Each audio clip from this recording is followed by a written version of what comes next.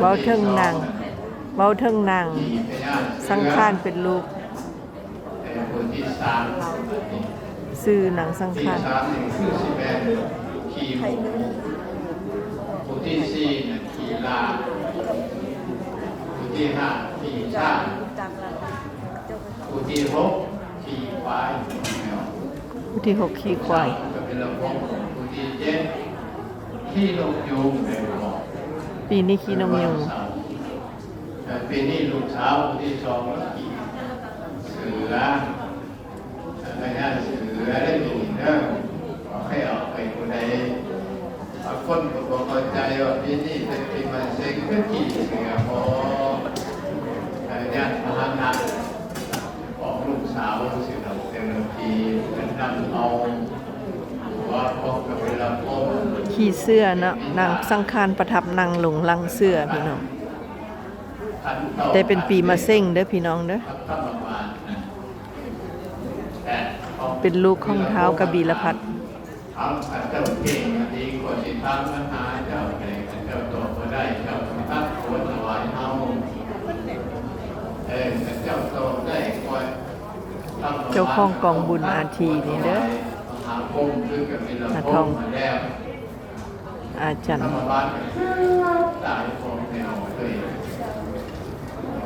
จ้าบางไฟให้โอกาสพวกผู้เจ็บวันให้ขึ้นบอกเราจะได้ให้นำปัญญาเป็นชี้สวยก็แค่นี้ทำอยู่หนึ่งทางแล้วเนาะพวกสีหนาแล้วสีสามเป็นยังน้อยสนั่นใด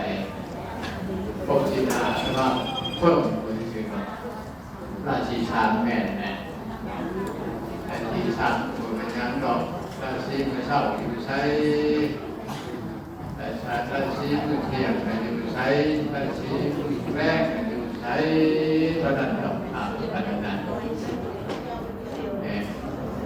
นี่ก็เป็นการเป็น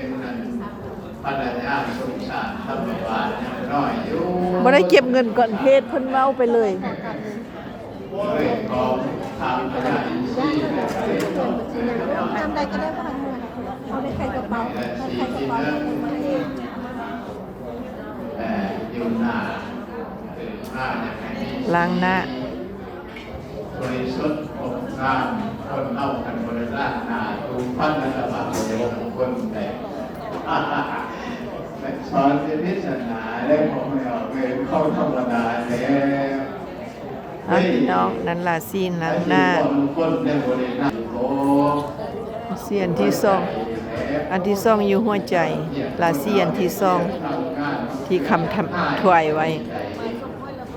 เนี่ยคนเครียดกันอยู่บ้านมาวัดจะให้วัดตายแต่ดีอย่างนี้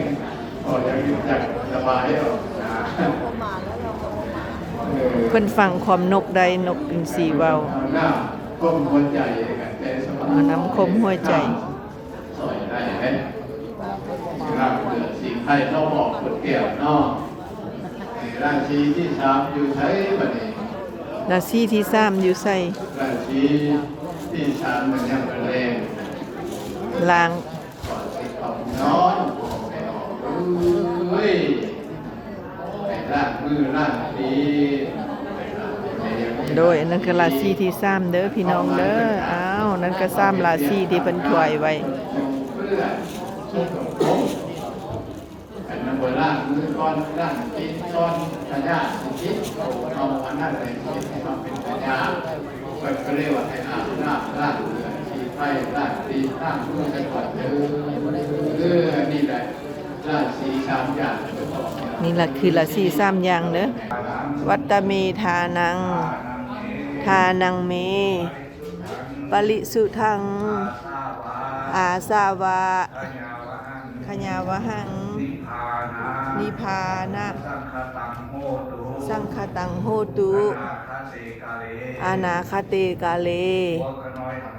พวกขน้อยทั้งหลายในสถานที่นี้มีความยินดีการให้ทานวัตถุเข้าของ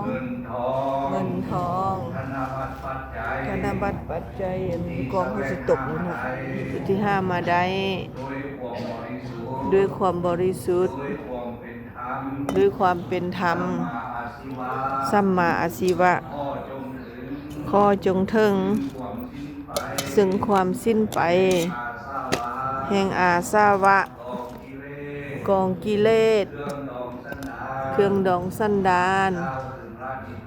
ก้าวคือพระนิพพานในอนาคตการอันจะมาเบื้องหน้านั้นเดก็ฆ่าเทินอิมานิมะยังพันเตบินดิปตานิพัตตานิอัฏฐปริฆาลานิกัปปะลุคานิจตุปัจจญานิสัปปริวลานิภิกขุสังคัสสะโอโนสยามะสาธุโนพันเตภิกขุสังโฆอิมานิบินริปตานิพัตตานิอัฏฐปริฆาลานิกัปปะลุคานิจตุ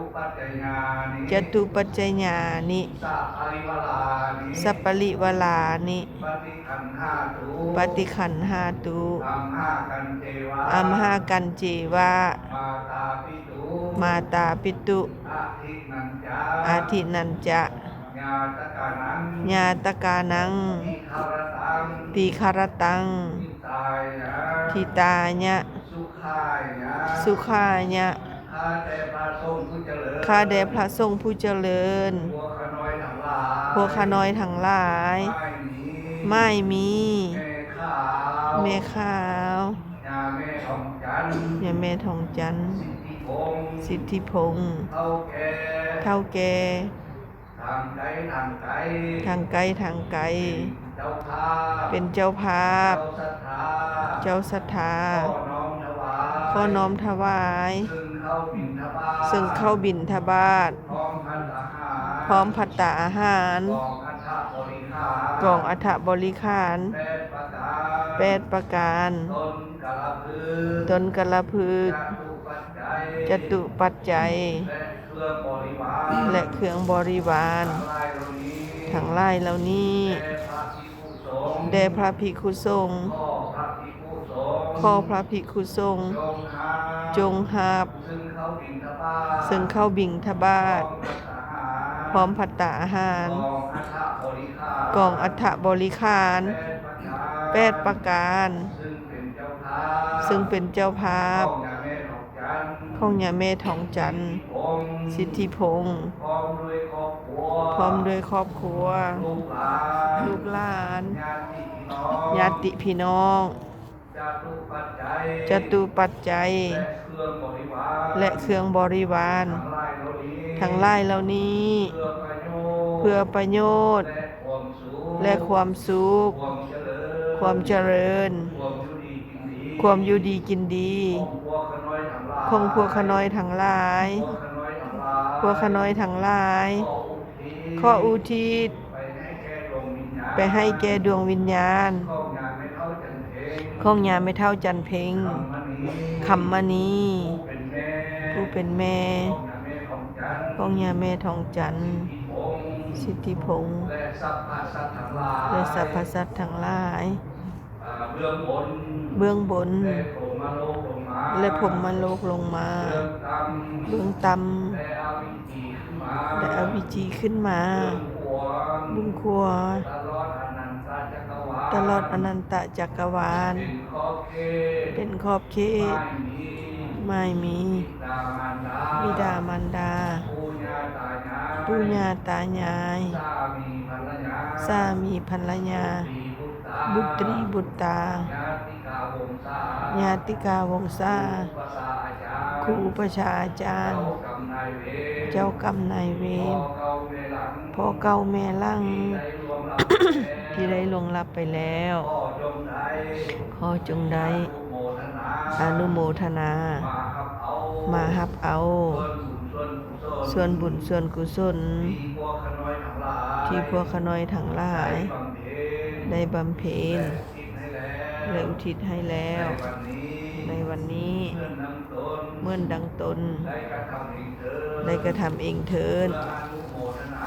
อนุโมทนามาฮับเอาแล้วขอให้พ้นจากทุกข์ทั้งปวงแล้วได้สำเร็จประโยชน์ตามที่ตนปรารถนาทุกประการอีกประการหนึ่ง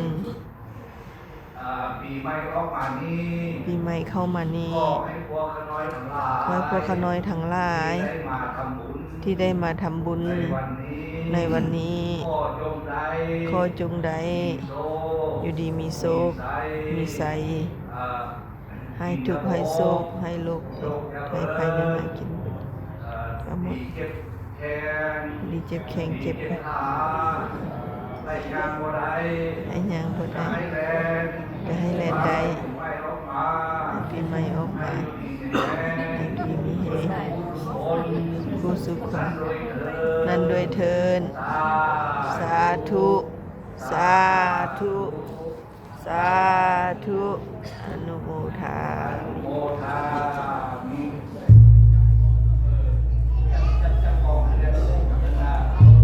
จับกองเด้อจับกองพวกเจ้าจับกองพวกเจ้าแต้วจับกองสวัสดีซ่าหั่นน่ะ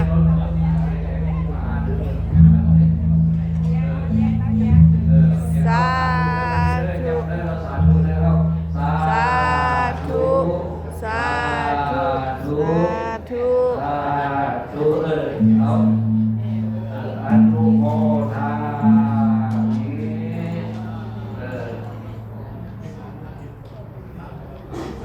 ทานเดียว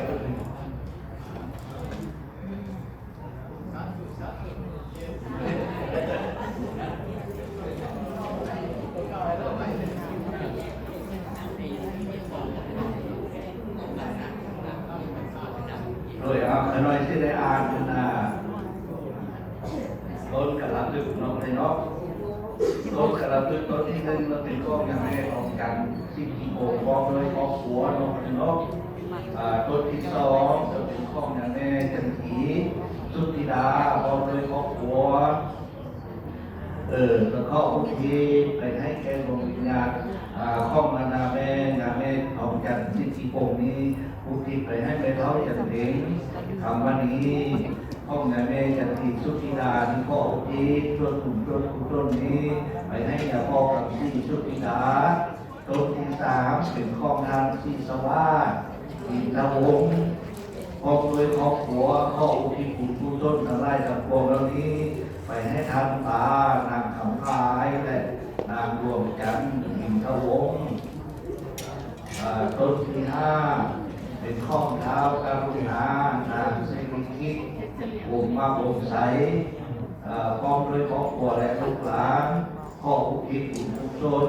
ไปให้แก่ดวงวิญญาณข้องเฉพาะคุณโหงองใสตรงนอกต้นที่โหงแล้วเป็นข้องเท้าแก้มนางแอนนาบุญที่ผมพร้อมด้วยครอบครัวก็อุทิศคุณกุศลทั้งหลายทั้งปวงนี้ให้รอดเป็นเรื่องซึ่งดวงวิญญาณข้องแก้วรัศมี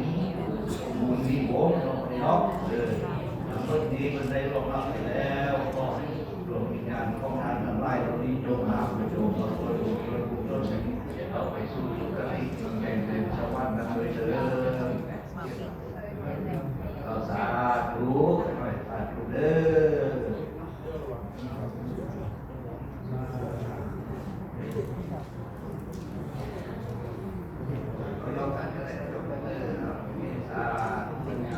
สาธุความกันนี้จึงมาถึงเด้อ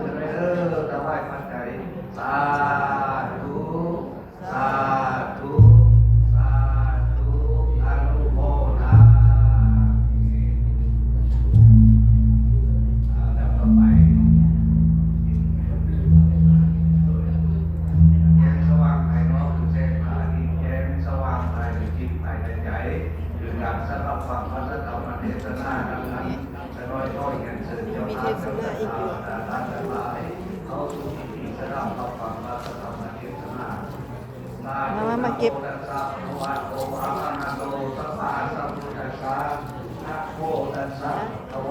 กันเทศน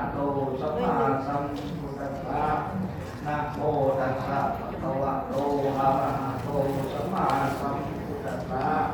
โรมาจโรกาธิปติสัมปติกัสสะริอันติวลังอาญาจาทัสสติทัสสะมาลัสสะสันติกาเอเสตุธัมมังอนุกรรมปิมันตะสังสัจจังอารัตนังกโรมา ตัสสะภะคะวะโตอะระหะโตสัมมาสัมพุทธัสสะนะโมตัสสะภะคะวะโตอะระหะโตสัมมาสัมพุทธัสสะนะโมตัสสะภะคะวะโตอะระหะโตสัมมาสัมพุทธัสสะปัจจโยอะระมะปัจจโยอะติปัจจิปัจจโยอะนันตระปัจจโยสัมมานันตระปัจจโยสัมมานันตปัจปัญญาปัญญาปัจจโยนิสัยปัจจโยอุปนิสัยปัจจโยปุเรสาตปัจจโยปัสสะสะตปัจจโยอาเสวนาปัจจโย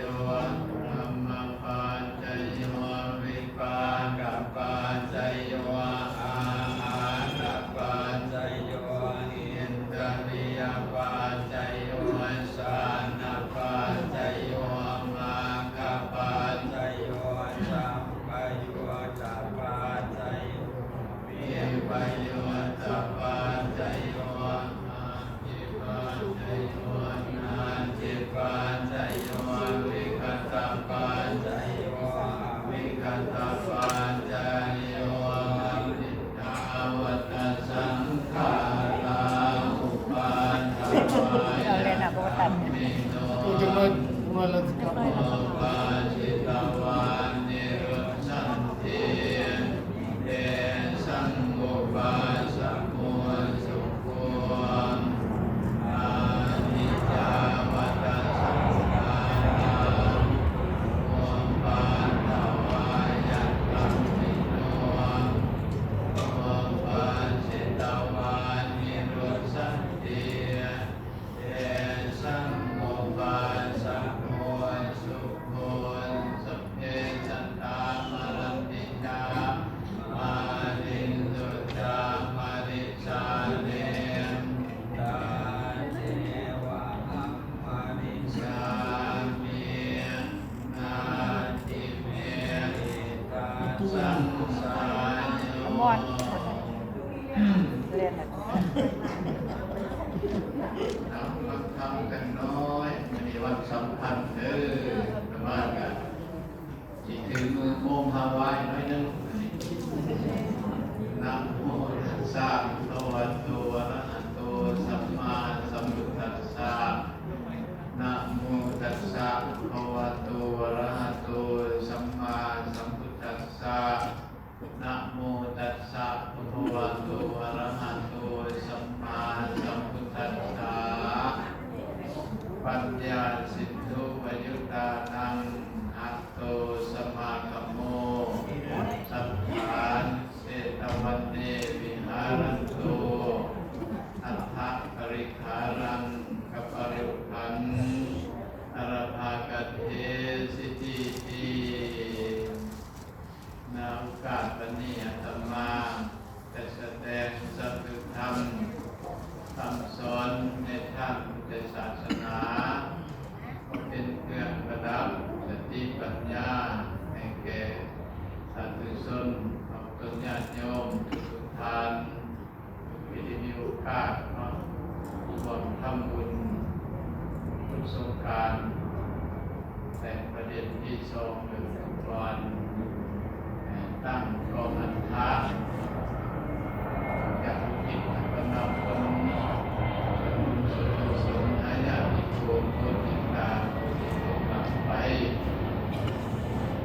ที่สองอยากศรัทธาตั้งกองนันทากับพี่น้าแม่พร้อมกันสิทธิพงศ์พร้อมด้วยลูกหลานญาติพี่น้องโดยเฉพาะพี่น้องสาวท่านแม่ท่านที่ชุติตาท่านเด็กถึงหาที่ต้นไม้ตายจากเนื่องในโอกาสเดือนดีปีใหม่ความหมายปีใหม่ประสบการณ์นันทมาศเป็นอย่างสบายน้อยนึงพอได้เดือนไหนจะย่อเพราะว่าถ้าเราเวลานี้เหมาะสมก็ได้ที่อธิบายให้แก่ลูกให้แก่หลานพ่อจำก็ได้คิดต่อกันไปคนสื่อต่อส่วนลูกต่อส่วนหลานก็จะรักษาไว้ทันทีประเพณีอันดีงามที่เขานับถือมาตั้งแต่โบราณกาลประเด็นที่หนึ่งอาตมาขออธิบายเกี่ยวกับการทำบุญพุทธสงฆ์น้อยนึงพุทธสงฆ์ประเด็นที่หนึ่งเป็นว่าเน้นนักเกี่ยวกับการพุทธสงฆ์เด้อบอกไม่ออกเลยเพราะว่าปีใหม่เปลี่ยนอายุเปลี่ยนสังขารมือสังขารรวมเกิดของมือสิ้นสุดเอายืนมาได้มาสุดอันมือสังขารมือที่สองเกิดของมือเน่าคือมือเน่าอะไรมือเน่าพุ่งเป็นตามนักตำรามือเน่าให้บอกความดีแต่ละคนนะมือเน่าและก็มือที่สามคือวันนี้แหละเป็นมือสังขารที่ใหม่จะแตกเป็นวันนี้เด้อที่ใหม่เนี่ยเป็นเปลี่ยนเอาในใส่บางคนไปสิบวันได้ต่อใจโมเมนต์บุญศาสนาเป็นมีเอิ้นว่าจอสอเอิ้นว่าจุลศักราชได้ลงมาได้1,386 1,387ในขณะผู้ราชการว่าเป็นมากแต่ในปัจจุบันเข้าในชีวิตเราปีใหม่เป็นเรื่องเดือนง่ายเป็นเดือนง่ายเดือนเจียนเดือนดีเดือนสามเดือนสี่แต่ว่าเป็นมีการเรียนวัดเปลี่ยนไปเรื่อยๆโดยตามหลักปราชญ์ปฏิทินแรกเป็นยังเกิดที่เปลี่ยนมาในเดือนนี้เพราะว่าช่วงระยะได้77 ดอก บ้านเฮานะเป็นฤดูที่ว่าอากาศร้อนอันว่าร้อนแต่เครื่องที่อายุในตัวสิ่งดีที่แห้งบ้านแค่ตัวเนาะเจ็บไข้เกิดในหน้าเปลี่ยนอากาศเปลี่ยนสังขารน้ำฟ้าน้ำฝนไปเปลี่ยนเขาสิได้ทำสมัยฉะนั้นเพิ่นเด็กนั่นพวกเขาเป็นเศร้าในนั้นหน้าตาเอาวันเอาว่าธรรมเทศนาโดยพระอาจารย์บุญอวนบุญญาฤทธิ์เจ้าอธิการวัดเด้อพี่น้องเด้อเอาวันเอาว่าหักชาสิ้นกินเจกันหมดเป็นไรกันสิ้นกันหนักวันพักไทยเดือนนี้ที่ใหม่มาที่วันนั้นการเดินมาแล้วเนี่ยเพราะว่าเขาลงจับถือในพระพุทธศาสนาจุดสำคัญของพระพุทธศาสนาในปีใหม่นี้ที่สามประเด็นหนึ่งวันหนึ่งเน้นนักเกี่ยวกับการอดสงรถสงที่หนึ่งเป็นรถไถอาราธนาสิ่งศักดิ์สิทธิ์ที่เข้ามาลงมีพระพุทธรูปเป็นต้นเป็นบอกอาตมาก็ได้พาเหตุไปแล้วสัมผัสก่อนเลยก่อนสิเป็นเอาเพิ่นไปพดไปสู่เขาจะไม่คารวะมีความบอกคำว่าอันนี้แหละของพระรูปที่เป็นศักดิ์สิทธิ์ได้ยกตัวอย่างเหมือนแก้วก็ดีปากบางก็ดีถ้าอยู่นครหลวงพระวาแต่ก็เที่ยวบางลงมาอดสมงาน มดประการมันจะโตไม่ยันหนา เครื่องดิจิทัลนี่เด้อ ตอนนี้เขาก็เอาเป็นมาวัดสูงมาแบบโอ้คารวะคารวะผู้สูงมาอาโทษเรื่องเอาหน้าที่อยู่มาเป็นก็เป็นเต้าเอาเสียว่าขอคนสมญาญาห่อนที่มาไทยเป็นงานเป็นการสิ่งที่คิดเป็นทุกการตอนนี้การปลอดภัยประเด็นที่หนึ่งคือวัดพระพุทธรูปเดินไม่ออกจากบ้านแต่เยือนมันอะไรเนี่ยเป็นน้ำที่วัดประเด็นที่สองนี้ปฏิบัติไทยพอเป็นไปได้พระเจ้าพระสงฆ์ไม่เอาเป็นที่ขนมอันหนึ่งไตสามเนี่ยเขาจะดูแลสอนการทำของคนแล้วที่สามพระเจ้าพระสงฆ์มีแต่วายจากธรรมะและ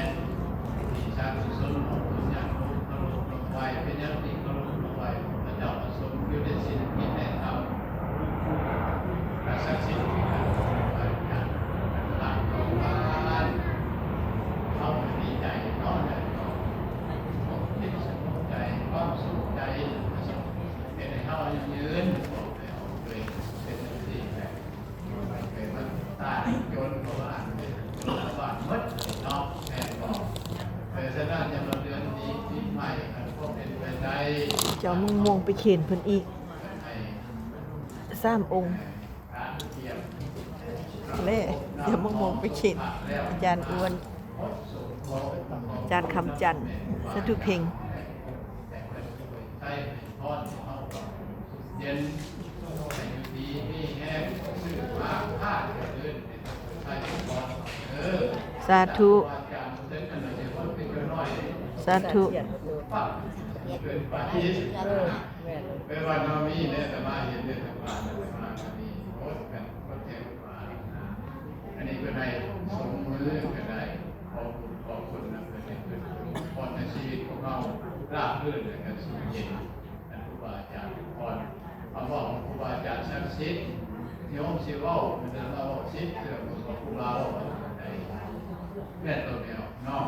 เช่นบอกว่าอาจารย์มาอันนี้ผ่านเราแล้วเนี่ยผมเนี่ยพิกันกริยาแหละอันนี้ถามไปว่าพิกันคนไหนแบบนี้สกีเป็นพระโลกผ่านสิแต่วันนี้จะพากับหลวงปู่นะแต่ว่าสักสิทธิ์คือต่อแม่แต่ประเด็นที่สามมีพุทธสงฆ์ไทยคนที่เข้าพระลมหนังสือนั้นมีอยู่30ประเด็นนั้นหนึ่งชาติวุฒิ2คุณวุฒิ3ไม่ยวุฒิชาติวุฒิกับผู้สูงอายุผู้ใดสูงอายุผู้เฒ่าผู้แก่ผู้เป็นพ่อเป็นแม่นี่แหละคือลูกพาเกิดของเขาอย่างพระเห็นดินของเขาอย่างเป็นที่ที่แรกชาติเกิดของเขาเนี่ยพ่อพูดเป็นกับแม่ฉะนั้นยิ่งทางซ้ายจะให้ลงหลัก22ข้อ44ผมเป็นอาตมาย่อพี่น้องได้เรื่องเป็นพระละวังเป็นไงเป็นปีไม่ลงไล่อะไรก็เห็นปืนแค่ว่า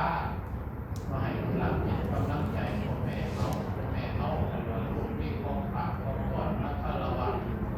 ดีใจแต่ความดีใจคือในพวกเราแม่บอกเป็นนอนคิดนั่งเกิดปัญญานอนนั่งเกิดปัญญา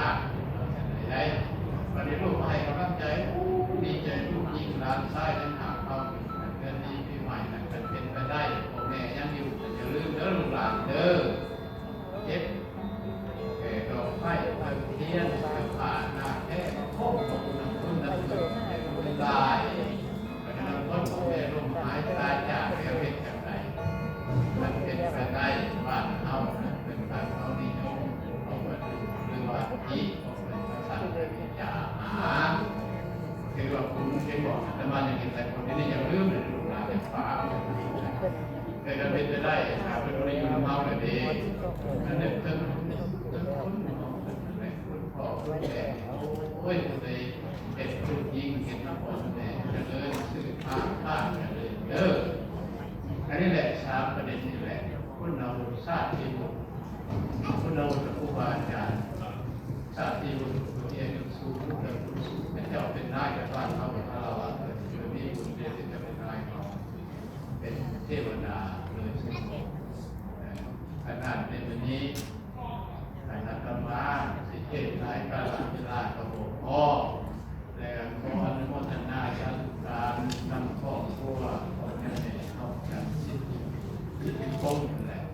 ธุ มีคนละหนึ่งผู้หนึ่งได้ในความรักความเมตตาที่พ่อแม่จะมีชีวิตเพื่อสุขของเพื่อแผ่สู่เรื่องสุขคุณเนี่ยมาขอที่เรา สาธุสาธุ คุณธรรมเป็นเสาหลักแห่งพระพุทธศาสนาที่เป็นอำนวยโดยใช้คุ้มครองปกปักรักษาสาธุชนผู้เย็นคุณทุกท่านนั่นแหละที่จะต้องบอกทำบุญตักบาตรในมือตั้งการสังขารขึ้นที่ใหม่ในวันนี้นะคอยนะครับแต่สิ่งเป็นประเสริฐสิ่งที่ดีงามเป็นใหม่อันประเสริฐมาเกิดของผู้รักษาของสุขานแต่ก็ให้ทุกท่านมีแต่มันยืนเจ็บได้ให้ออกเจ็บนอกก็หายเสียแต่ก็ลูกพลาดค่อยมันยืนในภาพทั้งสองทั้งสามในคำสร้างพระพุทธศาสนาท่านอาตมาแสดงภาพแบบว่าอยู่ที่เรื่องคำนี้เอวังก็มีทุกขราชนี สาธุสาธุตีกลองได้พ่อลุง ขอให้เด้อ พุทเทปุกัมมังปะกะตังมายายังพุทโธปฏิคันหาตุอาจายันตังตะลันตะเลสังวาริตุงวะพุทเทเสินละพรเด้อพี่น้องเด้อพรปีใหม่ฟ้าใหม่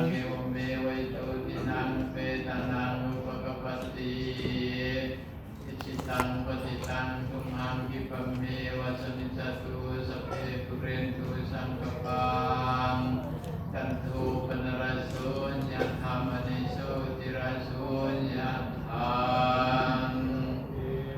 เตโยวิวันจันตุสัพพะโลโกวินัสสตุมาเตภวัง